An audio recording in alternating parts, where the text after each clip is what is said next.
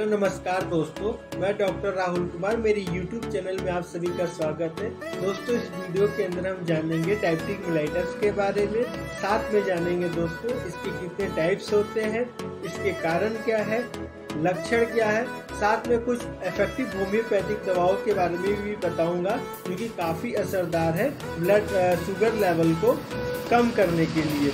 दोस्तों, तो सबसे पहले इस वीडियो में हम जान लेते हैं कि डायबिटिक मेलाइटस होता क्या है। दोस्तों, डायबिटिक मेलाइटस एक ऐसा कंडीशन है जब हमारा बॉडी ग्लूकोज लेवल को नॉर्मली यूज अच्छे से नहीं कर पाता है, तो हमारे बॉडी के अंदर ग्लूकोज लेवल जब बहुत ज़्यादा हो जाता है। और ये क्यों होता है दोस्तों? हमारे बॉडी में एक हार्मोन्स होता है इंसुलिन, जो कि पैनक्रियाज के अंदर बनता है। दोस्तों, जब उस इंसुलिन या तो हमारे बॉडी के अंदर कम बनने लगे या क्या दोस्तों बिल्कुल ही बनना बंद हो जाए। इसके बहुत सारे ऐसे फैक्टर हैं जो हम आगे जानेंगे कि क्यों वो इंसुलिन बनना कम हो जाता है या क्या इंसुलिन बनता ही नहीं है। तो उसके बाद हमारे बॉडी के अंदर शुगर का लेवल बहुत हाई होने लगता है, क्योंकि इंसुलिन का मेन जो वर्क यही है कि हमारे बॉडी में जो ग्लूकोज लेवल है उसको कंट्रोल करे।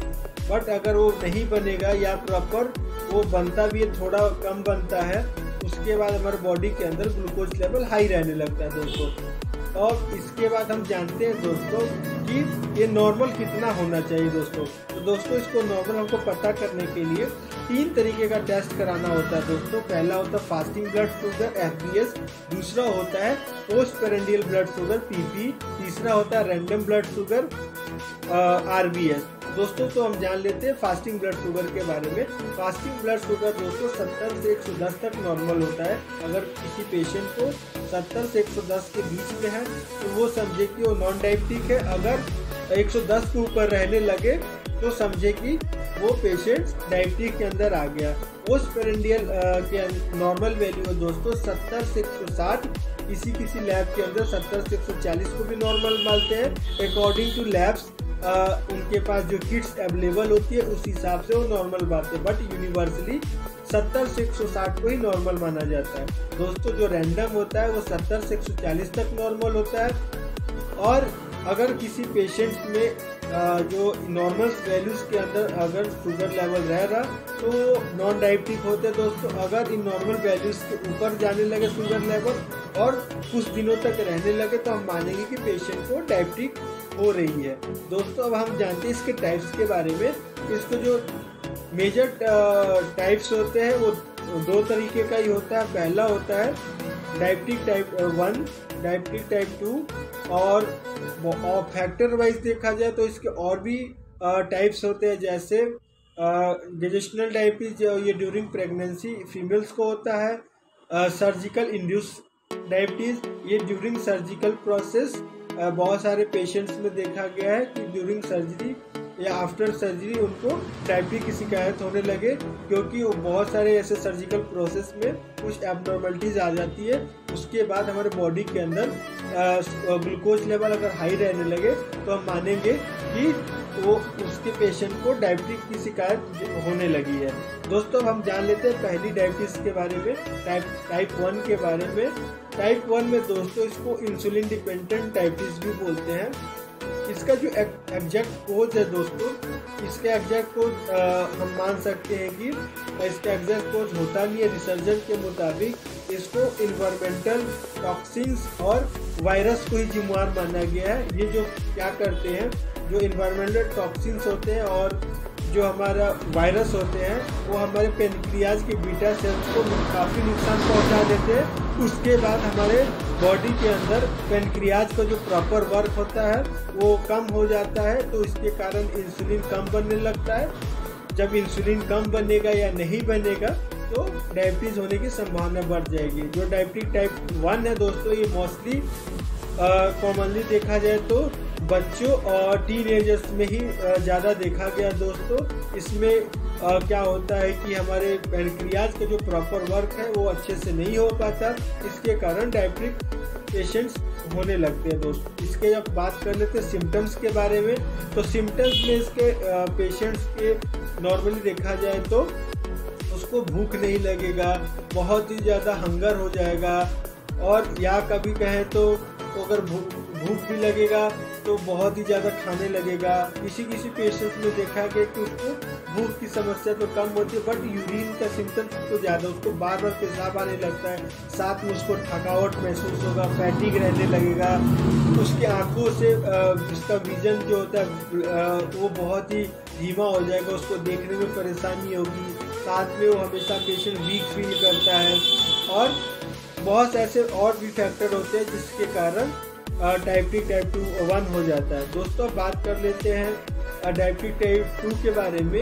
ये उन पेशेंट्स में ज़्यादा देखा गया है जो कि इन बहुत सारे पेशेंट्स के जेनेटिक फैक्टर्स के ऊपर भी देखा गया है कि जिन पेशेंट्स के पेरेंट्स को रहा हो उनमें भी देखा गया है कि डायबिटिक टाइप 2 नॉर्मली हो जाता है। मोस्ट ऑफ द पॉपुलेशन को डायबिटिक टाइप 2 ही होता है। जो डायबिटिक टाइप 1 है वो बहुत ही कम पेशेंट्स में होता है। दोस्तों, जो इसके पॉजिटिव फैक्टर्स है, इसमें जो पॉजिटिव फैक्टर्स है वो जेनेटिक हो गया दोस्तों, साथ में दोस्तों बहुत सारे ऐसे फैक्टर्स हैं। बात कर लेते हैं तीसरे डायबिटीज टाइप के बारे में, जो गेस्टेशनल डायबिटिक होता है, जो ड्यूरिंग प्रेगनेंसी फीमेल्स को होता है।